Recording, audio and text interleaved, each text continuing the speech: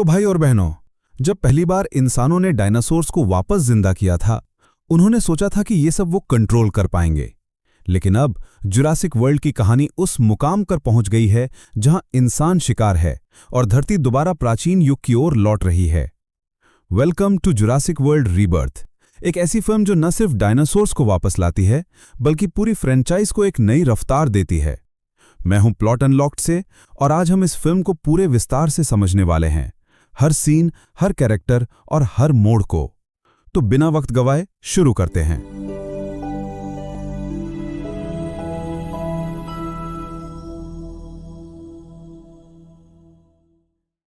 तो दोस्तों, Jurassic World Rebirth एक ऐसी मूवी है जिसके अंदर हमें एक ऐसी दुनिया दिखाई जाती है जिस दुनिया में ह्यूमंस और डायनासोर्स दोनों एक साथ रहते हैं।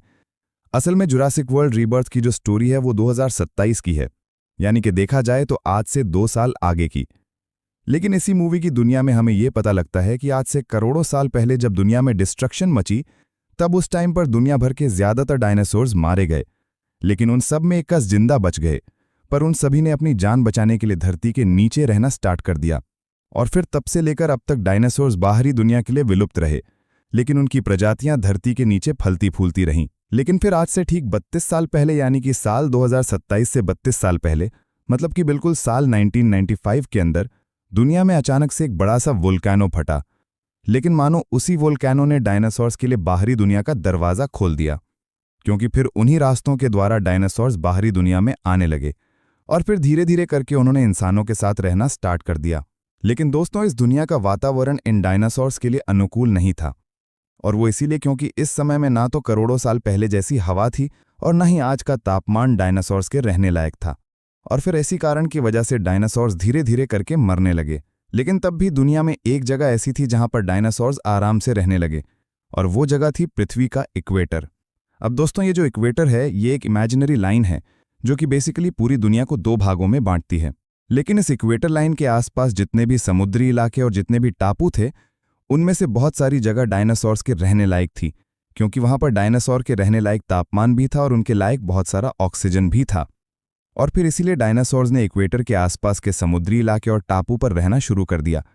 लेकिन डायनासोर्स के कारण ये सारी जगह बहुत ही खतरनाक हो गई और इसीलिए दुनिया भर की सरकारों ने इन जगहों पर बैन लगा दिया और दुनिया भर के सारे आम इंसानों को वहां पर जाने से मना कर दिया। इसके साथ ही दुनिया में बहुत ही ऐसी गिनी चुनी कंपनीज थी जिन कंपनीज को वहां पर जाने की इजाज़त दी गई, ताकि वो कंपनीज डायनासोर्स पर रिसर्च कर सकें और दुनिया इस प्रजाति के बारे में और ज़्यादा जान सके। सो अब दोस्तों, इस मूवी की जो शुरुआत होती है वो होती है प्रेजेंट टाइम के 17 साल पहले से, यानी कि ठीक साल 2010 से। साल 2010 में हम ये देखते हैं कि दुनिया की एक काफ़ी बड़ी कंपनी जिसका नाम इंजन होता है, वो यहीं इक्वेटर के पास अटलांटिक ओशन के टापू पर डायनासोर्स पर रिसर्च कर रही होती है। और ऐसे एक टापू पर इंजन कंपनी ने अपनी एक लेबोरेटरी भी बना रखी होती है, और इस लैब के अंदर बेसिकली इस कंपनी के सारे बड़े बड़े इंजीनियर्स और डॉक्टर्स मिलकर डायनासोर्स के म्यूटेशन पर काम कर रहे होते हैं। यानी कि ये लोग सारे डायनासोर के ब्लड को इकट्ठा करके उनके डीएनए में चेंजेस कर रहे होते हैं, ताकि वो लोग मौजूदा डायनासोर्स को म्यूटेट कर सकें। और दोस्तों, मूवी की शुरुआत में ही हम ये देखते हैं कि ये इंजन कंपनी अपने लैब के अंदर कई सारे डायनासोर्स को म्यूटेट भी कर चुकी होती है। लेकिन इस टाइम पर वो लोग एक टीरेक्स पर काम कर रहे होते हैं। बट उनके इसी काम के दौरान हम ये देखते हैं कि एक एम्प्लॉय की छोटी सी लापरवाही की वजह से मशीन्स में गड़बड़ी हो जाती है और उनके म्यूटेशन का काम बीच में रुक जाता है। लेकिन अगले पल वो लोग जिस टीरेक्स पर काम कर रहे थे वो जाग जाता है और वो आज़ाद होकर पूरे लैब को तबाह करने लगता है। साथ ही साथ वो इस लैब के अंदर कई सारे लोगों को खा भी जाता है। और इस टीरेक्स को देखकर हमें पता लगता है कि ये काफ़ी हद तक म्यूटेट हो चुका है और इसीलिए देखने में बहुत ही ज़्यादा खतरनाक एंड साइज में काफ़ी ज़्यादा बड़ा हो चुका होता है। लेकिन ये हादसा होने की वजह से उस लैब के सारे एम्प्लॉयज़ वहाँ से भाग जाते हैं और वो सभी उस लैब को और अपने म्यूटेशन वाले काम को वहीं पर छोड़ देते हैं, जिसके बाद कोई भी वहाँ पर मुड़कर वापस नहीं आता है। लेकिन अब इसके बाद सीन शिफ्ट होता है और हम ये देखते हैं कि अब 17 साल बीत चुके हैं और इसीलिए 2010 से सीधा समय आता है 2027 का, यानी कि प्रेजेंट टाइम का। अब मूवी के प्रेजेंट टाइम में हम एक आदमी से मिलते हैं जिसका नाम होता है मार्टिन, और ये मार्टिन असल में एक फार्मास्यूटिकल कंपनी के अंदर एग्जीक्यूटिव होता है और इसकी फार्मास्यूटिकल कंपनी का नाम होता है पार्कर जेनिक्स, जो कि बेसिकली दुनिया की बड़ी बड़ी बीमारियों की दवाइयाँ बनाती है।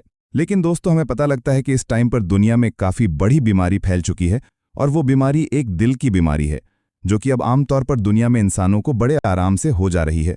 और इसलिए पार्काजेनिक्स कंपनी इस बात का पता लगाती है कि आने वाले कुछ ही सालों के अंदर ये दिल की बीमारी दुनिया भर के 20% लोगों को हो जाएगी, यानी कि हर 5 में से 1 आदमी को।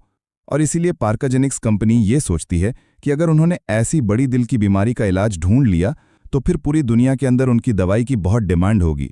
और फिर इसीलिए वो न सिर्फ लोगों के दिल की बीमारियों को ठीक करेंगे और बल्कि उसके साथ ही वो लोग बहुत सारे पैसे भी कमाएंगे।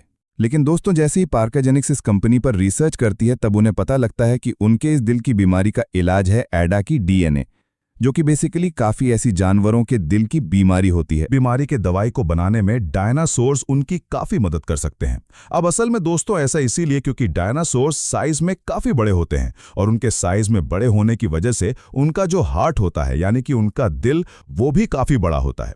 और अब क्योंकि डायनासोर्स का दिल भी बड़ा होता है इसीलिए उनके दिल की मांसपेशियां भी बड़ी होती हैं। और इसीलिए जो पार्काजेनिक्स कंपनी है उसका ये मानना है कि अगर उन्हें ऐसे बड़े दिल वाले जीवों का खून मिल जाए, यानी कि अगर उन्हें डायनासोर्स का खून मिल जाए, तो फिर वो अपने दिल की बीमारी की दवाई को बड़े आराम से क्रिएट कर लेंगे। और फिर ऐसा करने के लिए पार्काजेनिक्स कंपनी मार्टिन को हायर करती है और उसे तीनों तरह के डायनासोर्स का ब्लड लाने के लिए कहती है। और तीनों तरह के डायनासोर्स से मतलब है वो डायनासोर्स जो कि जमीन पर रहते हैं, पानी में रहते हैं और हवा में उड़ते हैं। अब ये पार्काजेनिक्स कंपनी इन तीनों तरह के डायनासोर्स का ब्लड लाने का काम पूरी तरह से मार्टिन को सौंपती है। और अब क्योंकि मार्टिन इस काम को अकेले नहीं कर सकता था, इसीलिए वो इस काम को पूरा करने के लिए अपनी टीम बनाने का फैसला करता है। अब इसके लिए मार्टिन सबसे पहले जोरा नाम की एक लड़की से मिलता है, जो जोरा मूवी के अंदर और कोई नहीं बल्कि स्कारलेट जॉनसन है, यानी कि अपने मार्वल की ब्लैक विडो। असल में हमें यह पता लगता है कि इस मूवी के अंदर जोरा एक स्पेशल फोर्सेस की कमांडो रह चुकी है और इसीलिए वो फाइट करने में, हथियार चलाने में और इवन खतरनाक जगहों पर सरवाइव करने जैसी चीजों में बहुत ही ज्यादा एक्सपर्ट है। और अब क्योंकि मार्टिन को भी जहां पर जाना है वो भी बिल्कुल खतरनाक जगह है, इसीलिए मार्टिन अपनी टीम में जोरा को शामिल करता है और अपने साथ जुड़ने के लिए वो जोरा को $10 मिलियन ऑफर करता है। अब इसके बाद ही मार्टिन जोरा को अपने मिशन की सारी चीजें बताता है, जिसके अंदर वो सबसे पहले जोरा को बताना स्टार्ट करता है कि वो जिस फार्मास्यूटिकल कंपनी के लिए काम करता है यानी कि पार्काजेनिक्स, वो एक दिल की एक खतरनाक बीमारी के ऊपर काम कर रहे हैं। लेकिन दिल की उस बीमारी की दवाई को बनाने के लिए उन्हें 3 तरह के डायनासोर्स के ब्लड की जरूरत होगी। और ये 3 तरह के डायनासोर्स हैं हवा में उड़ने वाले, जमीन पर चलने वाले और पानी में तैरने वाले। लेकिन इन सब के साथ ही मार्टिन जोरा को यह भी बताता है कि उसका जो ये पूरा मिशन होगा वो पूरी तरह से अनऑफिशियल होगा, यानी कि पूरी तरह से एक सीक्रेट मिशन। और ऐसा इसीलिए क्योंकि कोई भी सरकार उन्हें इस मिशन को पूरा करने की इजाजत नहीं देगी। लेकिन इन सारी चीजों को जानने के बाद भी जोरा मार्टिन की टीम को ज्वाइन कर लेती है और उसके पैसों के ऑफर को देखकर उसकी मदद के लिए हाँ कर देती है। अब इसके बाद मार्टिन जोरा को लेकर तीसरे आदमी के पास जाता है और इस तीसरे आदमी का नाम होता है डॉक्टर हेनरी। और ये डॉक्टर हेनरी पेशे से एक पैलेंटोलॉजिस्ट होता है। आसान भाषा में कहें तो ऐसा बंदा जिसे डायनासोर्स की बहुत नॉलेज है। और डॉक्टर हेनरी की इसी नॉलेज की वजह से मार्टिन उसे टीम में शामिल करना चाहता है। अब आगे मार्टिन डॉक्टर हेनरी को भी सारी बात बताता है, जिसके बाद डॉक्टर हेनरी भी मार्टिन की टीम को ज्वाइन कर लेता है। लेकिन इसके साथ ही हमें यह भी पता लगता है कि डॉक्टर हेनरी को पैसों का लालच नहीं है, बल्कि असल में वो तो डायनासोर्स से बहुत प्यार करता है और इसीलिए वो इस मिशन पर इसीलिए जा रहा है क्योंकि उसे डायनासोर्स को करीब से देखना है और उनके बारे में और ज्यादा जानना है। हालांकि जब यहां पर मार्टिन डॉक्टर हेनरी को अपना प्लान बताता है तब वो इस बात को मेंशन करता है कि उन्हें 3 तरह के डायनासोर्स का ब्लड चाहिए, यानी कि एयर, वाटर और लैंड, तीनों तरह के डायनासोर का ब्लड। लेकिन फिर इसके बाद ही मार्टिन डॉक्टर हेनरी के साथ मिलकर इस बात को भी जानता है कि उन्हें डायनासोर्स के जिन 3 प्रजातियों का ब्लड चाहिए उन तीनों स्पीसीज के नाम क्या हैं। हमें पता लगता है कि उन्हें पानी वाले जिस डायनासोर का ब्लड चाहिए उस डायनासोर का नाम है मोसासोरस। इसके अलावा उन्हें जमीन वाले जिस डायनासोर का ब्लड चाहिए उस वाले डायनासोर का नाम है टाइटैनोसोरस। और आखिर में हवा वाले डायनासोर का नाम है कोल्टलकॉर्टलस। अब इन सारी चीजों को डिसाइड करने के बाद भी मार्टिन को टीम में और बंदे चाहिए, क्योंकि जाहिर सी बात है कि उनकी 3 बंदों की टीम इस काम के लिए काफी नहीं है। लेकिन फिर इसके लिए जोरा होती है वो मार्टिन को अपने पुराने दोस्तों से मिलवाती है, जहां पर हमें पता लगता है कि जोरा के ये दोनों दोस्त उसके साथ स्पेशल फोर्सेस में थे और जोरा के इन दोनों दोस्तों का नाम होता है डंकन और बॉबी। और इन दोनों में जो बॉबी होता है वो हथियार चलाने में और लड़ाई करने में काफी एक्सपर्ट होता है, और साथ ही जो डंकन होता है उसके पास स्पेशल फोर्सेस की ट्रेनिंग के साथ साथ समुद्र में बोट चलाने की ट्रेनिंग और रास्ते को नेविगेट करने की ट्रेनिंग भी होती है। और अब इसीलिए डंकन और बॉबी के टीम में जुड़ने के साथ ही मार्टिन की टीम के अंदर टोटल 5 मेंबर्स ऐड हो जाते हैं, जो कि होते हैं मार्टिन, जोरा, डॉक्टर हेनरी, डंकन और बॉबी। अब फिर इसके बाद ही ये लोग अपने मिशन की सारी तैयारियां कर लेते हैं और फिर डंकन के बोट में बैठकर सभी लोग अपने मिशन के लिए निकल जाते हैं। और मिशन पर निकलने के टाइम पर ही हमें पता लगता है कि डंकन ने अपने बोट पर 2 और मेंबर्स को ऐड किया है, और ये 2 नए मेंबर्स होते हैं लेक क्लर्क और नीना, जिनमें से जो लेक क्लर्क होता है वो बोटमैन होता है, यानी कि वो डंकन की बोट को चलाना जानता है, और साथ ही जो नीना होती है वो एक मर्सिनरी होती है। और डंकन नीना को इसीलिए लाया होता है ताकि रास्ते में अगर उन्हें हाथ पैर चलाने की जरूरत पड़े तो इस काम में नीना उनका साथ दे सके। अब अपने मिशन पर निकलने के बाद डंकन के बोट पर सारे मेंबर्स इकट्ठा होते हैं और वो लोग जहां पर जा रहे होते हैं वहां का मैप देखते हैं, और फिर मैप को देखकर हमें पता लगता है कि असल में ज्यादातर मोसासोरस इक्वेटर के एक खास तरह के टापू के आसपास पाए जाते हैं। और इस टापू को देखकर मार्टिन सारे टीम को यह भी बताता है कि असल में इक्वेटर के पास का ये टापू एक खास टापू है, और वो इसीलिए क्योंकि आज से करीब 17 साल पहले इनजेन नाम की एक कंपनी यहां पर डायनासोरस पर एक्सपेरिमेंट करती थी, और वो लोग बेसिकली यहां पर डायनासोर्स को म्यूटेट करते थे और उनकी बॉडी में परिवर्तन लाते थे। लेकिन फिर एक बड़े से हादसे के बाद सबको उस लैब को खाली करना पड़ गया, और फिर तब से लेकर अब तक वहां की सारी बिल्डिंग्स ऐसे ही पड़ी हुई हैं। और दोस्तों, यहां पर मार्टिन की बात सुनकर हमें भी ये पता लग जाता है कि यहां पर बेसिकली उसी सीन की बात हो रही है जिसे हमने मूवी के स्टार्टिंग में देखा था। अब दोस्तों, इन सब के बाद मार्टिन और उसकी पूरी टीम बड़े आराम से अपने मिशन की ओर बढ़ने लगती है, लेकिन फिर इसी टाइम पर सीन शिफ्ट होता है और हम समुद्र में एक दूसरी बोट को देखते हैं। ये बोट एक काफी छोटी सी बोट होती है और इस पर टोटल 4 आदमी होते हैं, जो कि होते हैं रॉबिन, जो कि बोट का मालिक होता है, रॉबिन की 2 बेटियां जिनका नाम टेरेसा और इजाबेला होता है, और इनके साथ ही एक्जेवियर, जो कि रॉबिन की बेटी टेरेसा का बॉयफ्रेंड होता है। और असल में ये चारों भी समुद्र के अंदर घूमने निकले होते हैं एंड समुद्री रास्ते से एक जगह से दूसरी जगह जा रहे होते हैं। लेकिन दोस्तों, इनके पानी में ट्रैवल करने के दौरान ही हम ये देखते हैं कि अचानक से इनकी बोट के आसपास काफी सारे बड़े बड़े सी क्रीचर्स आ जाते हैं, और ये सारे क्रीचर्स देखते ही देखते इनकी बोट से टकराने लगते हैं। लेकिन फिर इस टाइम पर हमें पता लगता है कि ये सारे क्रीचर्स असल में डायनासोर्स हैं, और इन सारे डायनासोर्स का नाम मोसासोरस है, यानी कि वही पानी में पाए जाने वाले डायनासोर्स जिनकी तलाश मार्टिन और उसकी पूरी टीम को है। अब यहां पर ये सारे मोसासोरस रॉबिन की बोट को टक्कर मारने लगते हैं और देखते ही देखते इस बोट को पलटा देते हैं, जिस वजह से बोट के अंदर से रॉबिन, टेरेसा, इजाबेला और जेवियर चारों पानी में गिर जाते हैं। और फिर इसके बाद मोसासोरस तो वहां से चले जाते हैं, लेकिन लकीली इस बोट के चारों मेंबर्स की जान बच जाती है, और ये चारों के चारों अपने बोट के पास रहकर जल्दी से रेडियो से अपने आसपास सिग्नल्स भेजने लगते हैं। और रेडियो का इस्तेमाल करके जो रॉबिन होता है वो रेडियो फ्रीक्वेंसी के ऊपर अपनी लोकेशन बताने लगता है।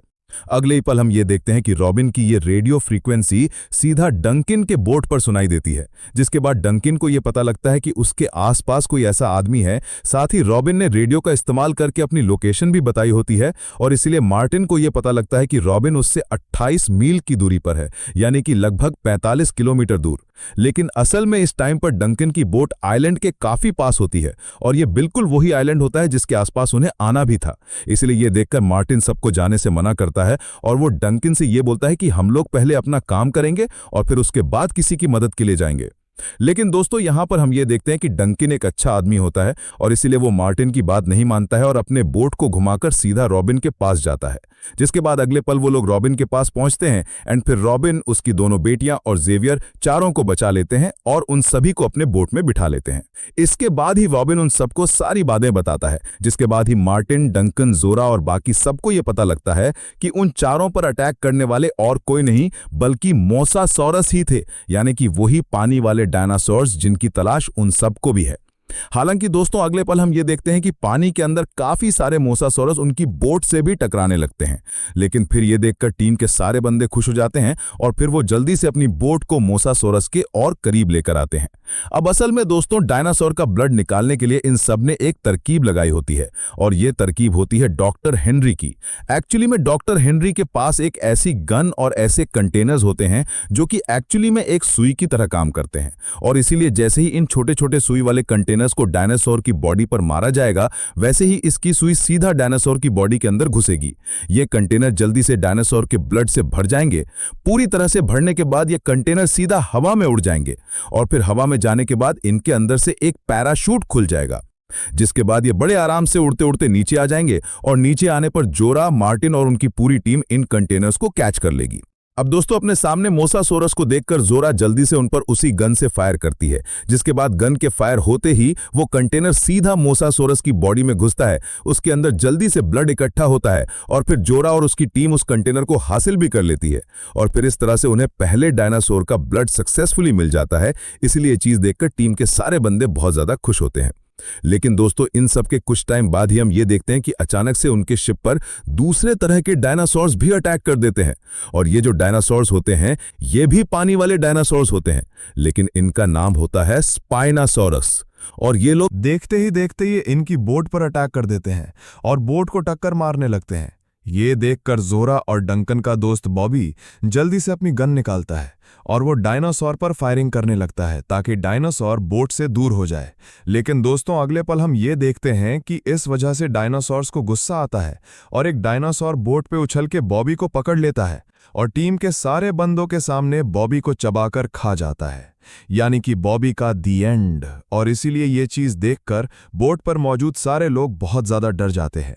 लेकिन फिर इसके बाद वो लोग बोट को और भी टक्कर मारते हैं, जिस वजह से बोट उथल पुथल होती है और रियोबेन की बेटी टेरेसा सीधा पानी में गिर जाती है।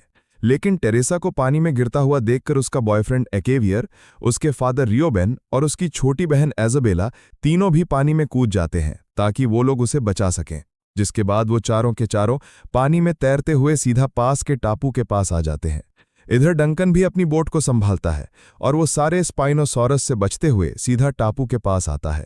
लेकिन टापू के पास आते ही सीधा उनकी बोट टापू से टकराती है और बोट को बहुत ज़्यादा नुकसान होता है। लेकिन अच्छी बात यह होती है कि बोट पर मौजूद सारे लोग बच जाते हैं। लेकिन दोस्तों, जैसे ही टीम के सारे बंदे बोट से उतरते हैं, वैसे ही हम ये देखते हैं कि एक स्पाइनोसॉरस उनके पास आता है और वो डंकन की मर्सिनरी दोस्त नीना को सबके सामने खा जाता है। और फिर इस तरह से बॉबी के बाद नीना का भी दी एंड हो जाता है। अब हालांकि इन सब के बाद टीम के मेंबर्स ये सोचते हैं कि अब इन सब चीज़ों के बाद वो लोग घर कैसे वापस जाएंगे, क्योंकि जिस बोट से वो लोग यहाँ पर आए होते हैं वो तो टापू से टकराने की वजह से काफ़ी हद तक टूट चुकी होती है और इसीलिए उस बोट से वापस जाना इम्पॉसिबल होता है। लेकिन फिर यहीं पर ही जोरा पूरी टीम से कहती है कि उसके पास प्लान बी है। असल में उसने यहाँ पर आने से पहले इस बात को सोच लिया था कि शायद से इस मिशन के दौरान उनके बोट को नुकसान हो सकता है और उन्हें घर वापस जाने में दिक्कत हो सकती है, और इसीलिए उसने अपनी एक दूसरी टीम को तैयार रखा था और उनसे ये कहा था कि वो अगले दिन हेलीकॉप्टर लेकर इस टापू पर आए। और इसीलिए अब जल्द से जल्द हमें आज के दिन काम खत्म करके कल सुबह होने तक इस टापू की एक ऊंची जगह पर जाना होगा, ताकि जब कल हमारे साथी हेलीकॉप्टर लेकर आएं तो ऊंची जगह पर होने की वजह से हम उन्हें देख पाएं और वो हमें देख पाएं। और ये सब करने के लिए हमारे पास बहुत ही कम टाइम होगा, क्योंकि वो लोग सिर्फ कुछ मिनट्स तक ही हम पर मॉनिटर कर पाएंगे और अगर हम उन्हें नहीं दिखे तो वो लोग वापस चले जाएंगे। जो बात सुनकर डंकन डॉक्टर हेनरी को जवाब देता है कि यह टापू बहुत खतरनाक है और सभी को इस टापू के बारे में सब कुछ पता है, और इसीलिए हेलीकॉप्टर से जो हमारे साथी आएंगे उन्हें भी इस टापू पे उतर के मरना नहीं है, एंड इसीलिए वो ऊपर से हमें देखेंगे और अगर हम उन्हें दिख गए तो वो हमें लेकर यहाँ से निकल जाएंगे। लेकिन अगर हम उन्हें नहीं देखते हैं तो फिर उन्हें भी ये बात समझ में आ जाएगी कि शायद से हम लोग टापू पर ही मर गए हैं। अब दोस्तों, इसके बाद हमें ये पता लगता है कि जोरा उसकी पूरी टीम के साथ साथ रियोबन की पूरी फैमिली भी इसी टापू पर आई है, लेकिन बस वो टापू के दो अलग अलग लोकेशंस पर होते हैं। और जहां एक तरफ रियोबन और उसकी पूरी फैमिली कोई मदद ढूंढ के यहां से निकलने की कोशिश कर रहे होते हैं, वहीं पर ही जोरा उसकी टीम का ये प्लान होता है कि वो बाकी बचे 2 डायनासोर्स का भी ब्लड निकालें और फिर अगली सुबह हेलीकॉप्टर से अपने घर निकल जाएं। अब दोस्तों, यहाँ टापू पर चलते चलते इन सारे बंदों को काफ़ी अजीब चीज़ें दिखती हैं, जैसे कि वो अपनी आंखों से काफ़ी सारे अलग अलग डायनासोर्स को देखते हैं और काफ़ी सारे खतरनाक जानवर और कीड़े मकोड़े भी देखते हैं। लेकिन फिर इन सब के बाद जोरा उसकी पूरी टीम टापू पर और छानबीन करती है, जिसके बाद एक बड़े खाली से मैदान में उन्हें दूसरा डायनासोर भी मिल जाता है, यानी कि जमीन पर रहने वाला टाइटेनोसोरस। और इस पूरे खाली मैदान में बहुत सारे टाइटेनोसोरस होते हैं और इसीलिए जोरा की सारी टीम जल्दी से उनके पास जाती है एंड चुपके से उनकी बॉडी से भी ब्लड निकाल लेती है, जिसके बाद इस तरह से उनके पास 2 डायनासोर का ब्लड आ जाता है और अब बारी होती है बस तीसरे डायनासोर की। अब ये जो तीसरा डायनासोर होता है, ये होता है हवा में उड़ने वाला डायनासोर, और इस डायनासोर को कहते हैं क्वाट्ज़ेलकॉर्टलास। लेकिन ये डायनासोर्स काफ़ी ज़्यादा वायलेंट और खतरनाक होते हैं, और इसीलिए जोरा और डॉक्टर हेनरी ये डिसाइड करते हैं कि वो लोग डायरेक्टली इस डायनासोर का ब्लड नहीं निकालेंगे, बल्कि ये डायनासोर अंडे देता है, इसीलिए वो लोग उसके दिए हुए किसी एक अंडे से ही ब्लड निकाल लेंगे। अब ऐसा करने के लिए वो लोग टापू के एक बड़े से चट्टान के पास जाते हैं, जहाँ पे उसी चट्टान के पास ही उसी डायनासोर का घोंसला होता है, और उस घोंसले के अंदर उसके कई सारे अंडे रखे होते हैं। और फिर इसीलिए जोरा, डॉक्टर हेनरी और डंकन के बोट का बोटमैन यानी कि लेक्लर, ये तीनों की तीनों सीधा उसी घोंसले के पास जाते हैं, जहां पहुंचकर डॉक्टर हेनरी एक अंडे को हाथ में लेता है और अपने कंटेनर का इस्तेमाल करके उसके अंदर से ब्लड निकाल लेता है। और फिर ऐसा करने के बाद उनके पास तीनों डायनासोर्स के ब्लड आ जाते हैं। लेकिन दोस्तों, हम ये देखते हैं कि वो तीनों वहां से निकलते हैं कि उससे पहले वहां पर डायनासोर आ जाता है, यानी कि हवा में उड़ने वाला क्वाट्ज़ेलकॉर्टलास। और वो जैसे इन तीनों को अपने अंडों के पास देखता है, वैसे ही वो ये समझ जाता है कि हो ना हो ये तीनों उसके अंडों को नुकसान पहुंचाने आए हैं, और इसीलिए वो डायनासोर उन तीनों पर हमला कर देता है, और देखते ही देखते वो बोटमैन लेक्लर को खा भी जाता है। लेकिन उसके अलावा जोरा, डंकन, मार्टिन और डॉक्टर हेनरी, ये चारों किसी तरह से अपनी जान बचा लेते हैं और तीनों डायनासोर के ब्लड को लेकर टापू में आगे निकल जाते हैं। अब दोस्तों, धीरे धीरे करके रात होने लगती है, लेकिन अंधेरा होने से पहले हम ये देखते हैं कि जोरा, उसकी पूरी टीम और उसकी पूरी फैमिली सीधा उसी लेबोरेटरी के पास पहुंच जाते हैं, जो लेबोरेटरी सालों पहले इंजन कंपनी द्वारा चलाई जाती थी। अब ये सब लोग इस लैब फैसिलिटी के अंदर इसलिए आए होते हैं क्योंकि इन सबको ये जगह काफ़ी सेफ लग रही होती है। लेकिन दोस्तों, यहाँ आने के बाद ये लोग ये देखते हैं कि इनके ऊपर कई सारे डायनासोर्स अटैक कर देते हैं, और ऐसा इसीलिए क्योंकि सालों पहले इसी लैब के अंदर बहुत सारे डायनासोर्स के म्यूटेशन पर काम किया गया था, जिस वजह से यहाँ के आसपास कई सारे डायनासोर हैं। लेकिन तब भी सभी लोग इसी तरह से डायनासोर से बचते रहते हैं। हालांकि इन सबके बीच ही मार्टिन अपना असली रंग दिखाता है, और वो जैसे ही देखता है कि उसके पास अब तीनों डायनासोर का ब्लड आ चुका है, वैसे ही वो तीनों ब्लड्स वाले कंटेनर को अपने हाथ में ले लेता है और अपनी जेब से गन निकालकर सबके सामने तान देता है, और सबको ये धमकी देता है कि अब अगर कोई उसके सामने आया तो वो उसे जान से मार देगा। लेकिन दोस्तों, अब इन सब के बाद ही वहां पर एक और डायनासोर आता है, जो कि साइज में बहुत ही ज़्यादा बड़ा और खूंखार होता है, और उसे देखकर हमें पता लगता है कि ये वाला डायनासोर और कोई नहीं बल्कि बिल्कुल वही वाला टीरेक्स है जिसे म्यूटेट किया गया था। और इसी म्यूटेट होने वाले टीरेक्स ने सालों पहले इंजन कंपनी की लेबोरेटरी को तबाह किया था। एंड ये टीरेक्स जैसे ही यहाँ पर आता है, वैसे ही वो सबसे पहले इन सब पर अटैक करता है, और वो मार्टिन को पकड़ के खा जाता है। लेकिन उसी टाइम पर डायनासोर के ब्लड वाला जो डब्बा होता है वो वहीं पर गिर जाता है, और इसीलिए जोरा उसे देकर उठा लेती है। हालांकि दोस्तों, वहां पर उन सबको बचाने के लिए उनका हेलीकॉप्टर भी आता है, लेकिन हम ये देखते हैं कि वो टीरेक्स उस हेलीकॉप्टर को भी पकड़ लेता है और उसे चबा के डिस्ट्रॉय कर देता है, जिस वजह से हेलीकॉप्टर के अंदर के पायलट्स भी मारे जाते हैं। अब दोस्तों, इन सभी को अपने आसपास एक शिप दिखती है, जो शिप असल में इंजन कंपनी की होती है। लेकिन अब ये सब लोग डिसाइड करते हैं कि अब उन सभी को इसी शिप का इस्तेमाल करते यहाँ से बाहर निकलना होगा। लेकिन वो सब लोग जैसे ही शिप में बैठते हैं और वहां से निकलने लगते हैं, वैसे ही टीरेक्स उन सबको देख लेता है और वो उन सबको खाने के लिए उनकी तरफ बढ़ता है। लेकिन इसी दौरान डंकन इस बात को नोटिस कर लेता है कि जहां से भी तेज रोशनी आती है, ये टीरेक्स वहीं चला जाता है, और फिर इसीलिए डंकन जल्दी से सबको शिप में बिठाता है और खुद एक फ्लेयर जला लेता है, जिस वजह से उस टीरेक्स का ध्यान डंकन पर जाता है और डंकन शिप से बहुत दूर भागने लगता है, ताकि टीरेक्स उसके पीछे आए और उसके सारे साथी उस शिप का यानी कि बोट का इस्तेमाल करके वहां से निकल जाएं। अब हालांकि जोरा उसे ऐसा करने से मना करती है, लेकिन डंकन उसे कहता है कि अब उसके पास और कोई चारा नहीं है, और इसीलिए डंकन को सबकी जान बचाने के लिए ऐसा करना ही पड़ेगा। अब डंकन जल्दी से सबको निकलने के लिए कहता है, जिसके बाद वो लोग जल्दी से बोट स्टार्ट करते हैं और पानी के जरिए उस टापू से निकलने लगते हैं। और इधर दूसरी तरफ डंकन टीरेक्स को अपनी तरफ भगाने लगता है और पानी में तैरते हुए टीरेक्स को और दूर लाने लगता है। इसके बाद अचानक से फ्लेयर की लाइट बुझ जाती है, जिसे देखकर जोरा को ऐसा लगता है कि शायद से अब डंकन मारा जा चुका है और टीरेक्स ने उसे खा लिया है। इसके बाद टीरेक्स भी वहां से चलकर टापू की तरफ चला जाता है। लेकिन फिर टीरेक्स के जाने के कुछ टाइम बाद ही हम ये देखते हैं कि डंकन जहां पर होता है वहां पर एक और फ्लेयर जलती है, और इसीलिए वो देखकर जोरा ये समझ जाती है कि होना हो डंकन अभी भी जिंदा है, और इसीलिए वो जल्दी से बोट को लेकर डंकन के पास जाती है और वो ये देखती है कि डंकन बिल्कुल सही सलामत है, क्योंकि डंकन टीरेक्स को चकमा देने में कामयाब हो गया था। और फिर इसीलिए वो लोग जल्दी से डंकन को भी बोट में बिठाते हैं और अपने सारे साथियों को साथ लेकर और तीनों तरह के डायनासोर के ब्लड को लेकर उस टापू से निकल जाते हैं। लेकिन रास्ते में जाते टाइम डॉक्टर हेनरी जोरा से ये कहता है कि इस सारे डायनासोर के ब्लड को मार्टिन एक ही कंपनी को देना चाहता था, लेकिन ऐसा करना बिल्कुल भी ठीक नहीं है, और वो इसीलिए क्योंकि अगर ये ब्लड किसी एक ही कंपनी को मिला तो वो कंपनी दवाई बनाने में कामयाब हो जाएगी, और फिर वो दवाइयों को बहुत ही महंगे रेट पर बेचेंगी, जिस वजह से वो दवाइयां सब तक नहीं पहुंच पाएंगी और सिर्फ एक अकेली कंपनी मुनाफा कमाती रहेगी। और फिर इसके लिए डॉक्टर हेनरी और जोरा दोनों मिलकर ये डिसाइड करते हैं कि अब वो लोग इस ब्लड को थोड़ा थोड़ा करके काफ़ी सारी कंपनीज में बांट देंगे, ताकि सारी कंपनीज दवाई बना लें, जिसके बाद सभी को दवाई मिल सके। और फिर दोस्तों इसके साथ ही ये पूरी मूवी खत्म हो जाती है। तो दोस्तों ये थी video Jurassic world rebirth movie की स्टोरी के ऊपर। आपको ये वीडियो और इस मूवी की स्टोरी कैसी लगी, ये आप मुझे कमेंट्स में जरूर बताना। आपका सबसे पसंदीदा डायनासोर कौन सा था? डिस्टॉर्टस रेक्स, एक्वा टाइटन या एरोरैप्टर? कमेंट में बताइए।